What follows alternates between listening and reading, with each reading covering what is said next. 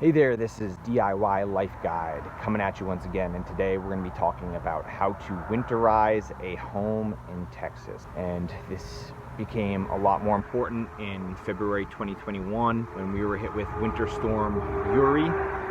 Lots of people lost heat, electricity, and water. People's pipes were bursting. The grid completely collapsed. And this is just something that people were just completely unprepared for here in Texas, where, you know, most of the year it's very warm. Right now it's August in Texas, about 105 every single day, not a drop of rain. We're not really used to extended periods of freezing temperatures. Today, what I'm gonna do is I'm gonna go over all of the tips that will allow you to understand how to prepare your house for the next winter storm. That way, February 2021 never happens ever again. Let's get started. So the first thing you wanna do when you're trying to winterize your house is you wanna figure out where your water main comes in. For me, it comes in right here. And usually it's the closest part to the street that your property, if it taps right into the sewer system of the street. So this is the water meter, as it says on the lid there, and then right next to it usually is the water main itself. So just come in here and then just turn this clockwise. This is like a little twisty thing.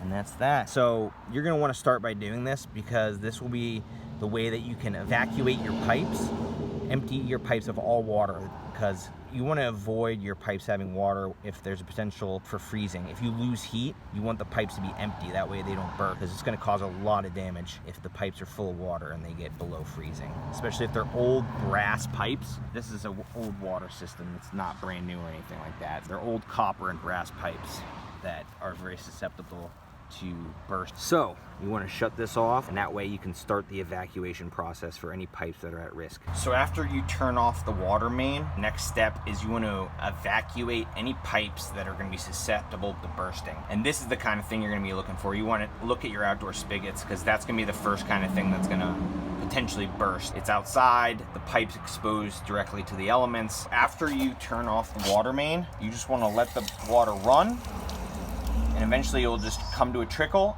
and completely shut off. And that means that this pipe is now empty of water. There's no water in there. So even if it does get really cold, it's not gonna have any effect because there's nothing that can burst the pipe. So you wanna know where the pipes are in your house. And this is a good first sign, is the kitchen is on this side of this wall.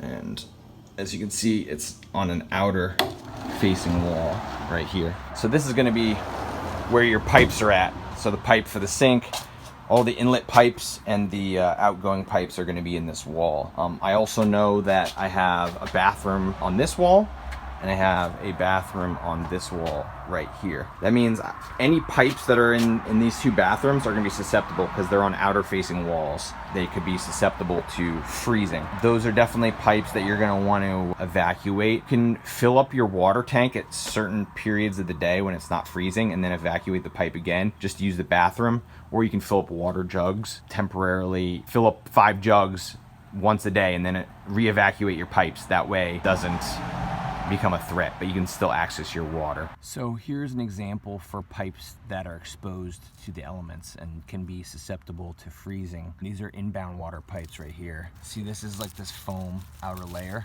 This is really important to put this on to insulate the pipe itself. That way, if it does get cold out, it won't immediately freeze. It'll probably be good down to 15 degrees Fahrenheit for an extended period of time. This will help, but this is not gonna solve all your problems. So for those of you that don't know what a P-trap is, this is an example of one. And basically what this is a part of your plumbing for your sewer line where the water sits in this little valley right here. And the reason they do that is the water will sit in this valley. This will block any sewer gases that come up through the pipe, and it won't be able to go through that water part. So it stops from sewer gases leaking into your house. And over here, I have an example of one. This is actually, I know you can't see her now, but this is a P-trap for a shower. And what I did is I covered it in mineral wool, and then I wrapped with just this Tyvek tape right here. So it's just mineral wool and tape wrapped around it.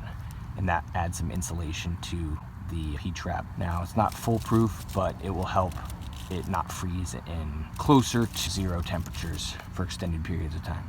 The best option is to await your water pipes in between each usage. That way you have zero risk of any bursting and it's not wasting any water. If you want to keep your pipes open and you want to keep water in them, another tip is you can actually drip your faucet ever so slightly, less than that, like about as low as it'll get, like that, right there. And basically what that does, when water's moving, it makes it harder for it to freeze. That will keep the pipes open and thawed. Another easy thing you can do is to beef up your insulation.